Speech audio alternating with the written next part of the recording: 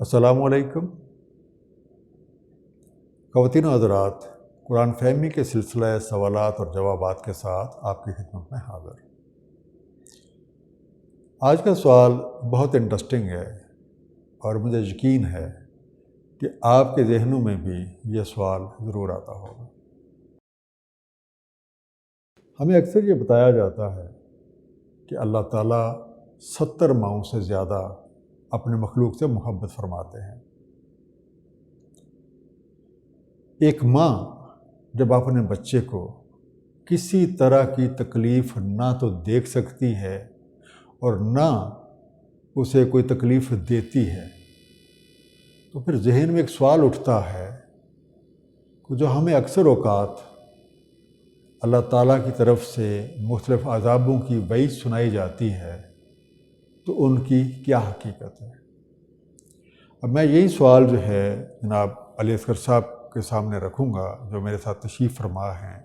اور اسے ریکویسٹ کروں گا کہ براہ کرم قرآن کریم کی روشنی میں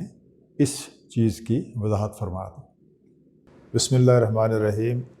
بہت شکریہ جناب۔ آپ کے سوالوں کے حوالے سے میں خاص طور سے یہ بات کہوں گا کہ آپ ہمیشہ دکھتی رگوں کو چھیڑتے ہیں،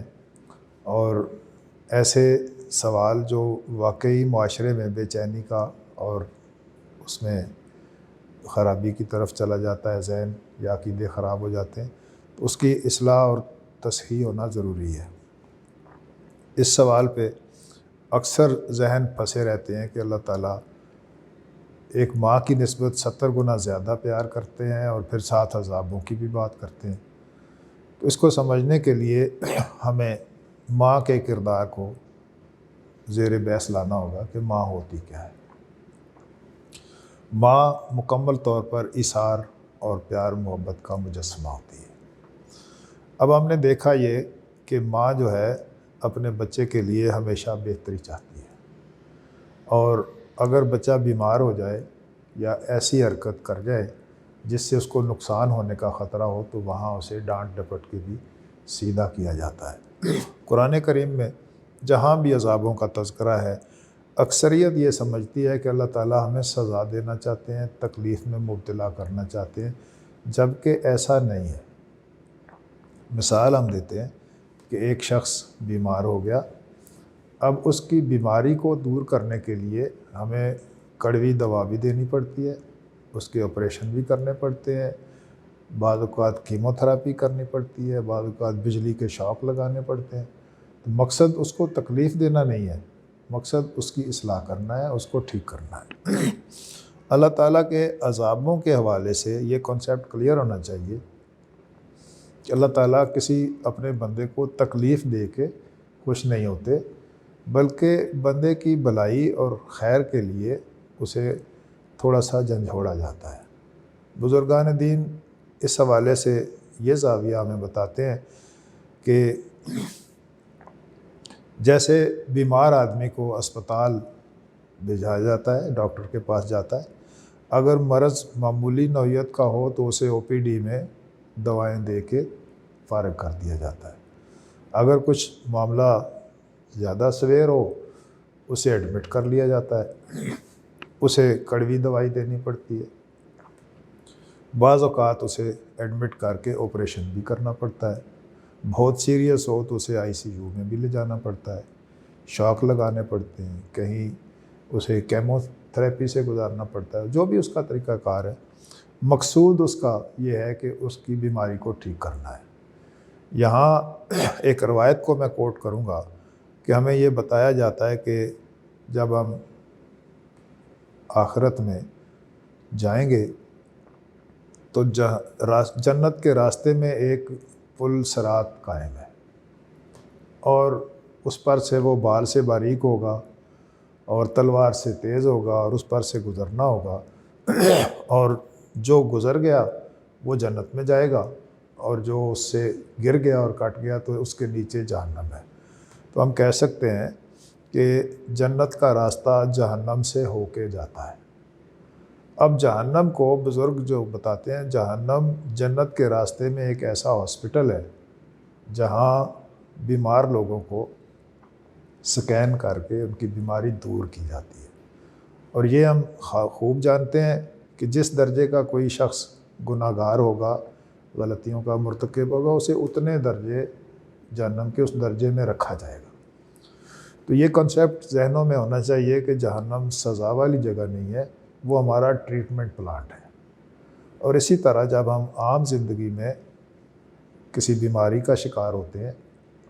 تو ہمارے ساتھ جو لوگ ہمدرد ہوتے ہیں وہ ہمیں اسپتال لے جاتے ہیں، ڈاکٹر کے پاس لے جاتے ہیں، دوائیاں دیتے ہیں، جو بھی مراحل ہوتے ہیں بیماری کے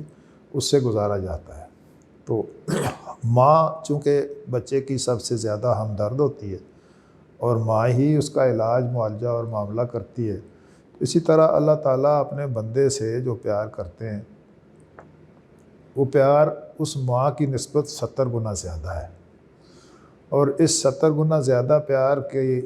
شدت یہ چاہتی ہے کہ بندہ کسی بھی طرح سے کسی چھوٹی سی بھی غلطی کا مرتکب نہ ہو۔ عذاب کو تکلیف دہ مرحلہ سمجھنے کی بجائے اصلاح احوال کا معاملہ کیا جائے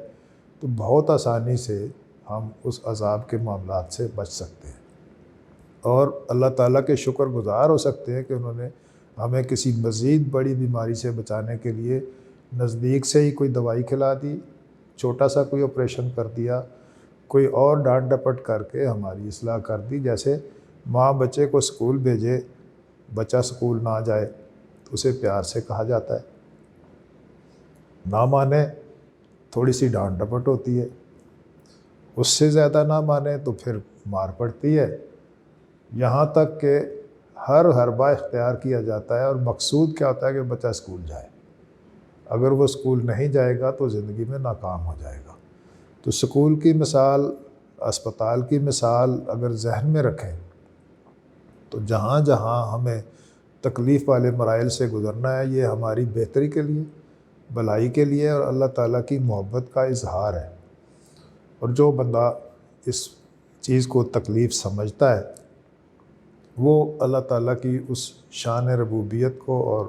شان خالقیت کو پوری طرح سے انڈرسٹینڈ نہیں کرتا۔ اگر کوئی نہیں بھی کرتا تو اللہ تعالیٰ کا منشا بندے کی بھلائی مقصود ہے، ہر صورت میں بندے کو ہی بھلائی کی طرف گزارنا پڑتا ہے۔ عذاب تکلیف دینا نہیں ہے، عذاب ہماری بہتری کے لیے مختلف مراحل کی تکلیفیں ہیں جن سے ہمیں گزارا جاتا ہے۔ اگر یہ بات سمجھ میں آ جائے تو بندہ پھر اللہ کے احکامات کے خلاف کرنے سے باز رہتا ہے کہ اللہ تعالیٰ نے ہمارے لیے خرابیوں کے باوجود بھی انہوں نے سارے انتظام کر رکھے ہیں، تو ہم ان کے اللہ سے محبت کریں ڈرنے کی بجائے، جو لفظ عام طور سے استعمال کیا جاتا ہے ڈرنے کی بجائے، لفظ جو محبت والا ہے وہ ہم فیئر میں مبتلا نہ ہوں بلکہ اللہ کی محبت میں مبتلا ہو کے اپنی زندگی گزاریں گے تو پھر یہ تکلیف دہ مراحل سے بھی جان بچ سکتی ہے۔ اللہ تعالیٰ ہمیں آسانی عطا فرمائے۔ سر بہت شکریہ، اللہ تعالیٰ آپ کو جزائے خیر دے کہ آپ نے ایک بہت ہی خوبصورت وضاحت جو ہے وہ اس سوال کے جواب میں پیش کی، اور مجھے یقین ہے کہ یہ ویڈیو دیکھنے والے اور جو ہمارے دوست اور احباب ہیں ان کو ذہنوں میں چھپے ہوئے کئی جو خوف ہیں وہ اس سے دور ہو جائیں گے۔ عذاب کا ظاہر ایک لفظی میننگ سزا ہی ہے، لیکن یہ سزا ظاہر ہے کہ جب آپ غلطی کریں گے تو اسی کے اوپر ملتی ہے، لیکن اگر ہم اس کا مقصد جو ہے وہ سامنے رکھیں تو پھر اس کو سمجھنا